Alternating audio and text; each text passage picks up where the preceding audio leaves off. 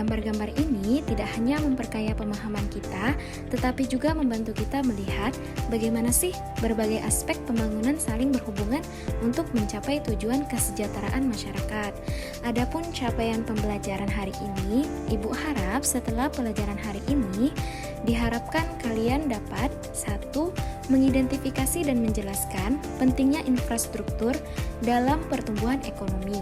2. Memahami peran sektor industri dalam transformasi ekonomi. 3. Menggambarkan hubungan antara pendidikan, kesehatan, dan peningkatan kualitas sumber daya manusia. 4. Menganalisis grafik pertumbuhan ekonomi dan implikasinya.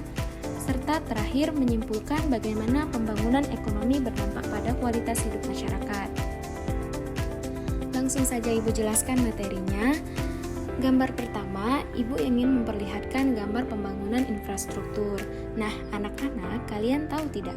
Gambar-gambar yang menunjukkan pembangunan jalan, jembatan, atau pelabuhan sangat penting karena mereka menggambarkan bagaimana infrastruktur yang baik dapat mempercepat pertumbuhan ekonomi.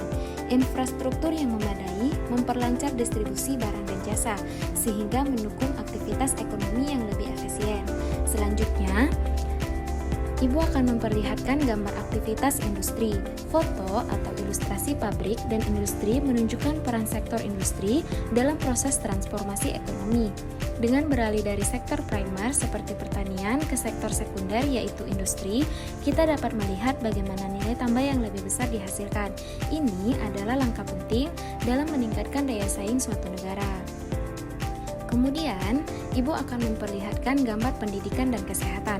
Ilustrasi yang menampilkan sekolah, rumah sakit, atau fasilitas kesehatan mencerminkan upaya untuk meningkatkan kualitas sumber daya manusia.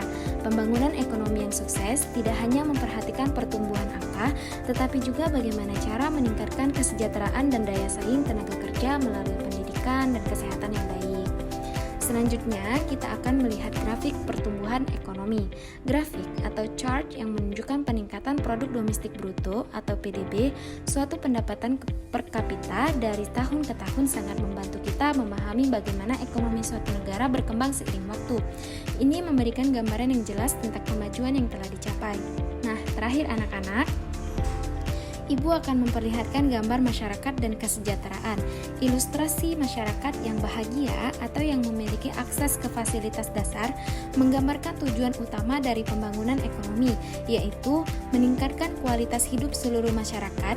Gambar ini mengingatkan kita bahwa semua upaya pembangunan harus berfokus pada kesejahteraan masyarakat. Nah, itu saja materi kita hari ini.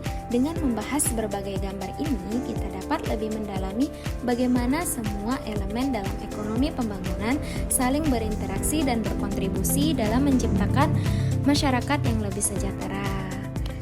Untuk materi selanjutnya, di minggu selanjutnya, mari kita diskusikan lebih lanjut tentang bagaimana aspek-aspek ini dapat diterapkan di negara kita.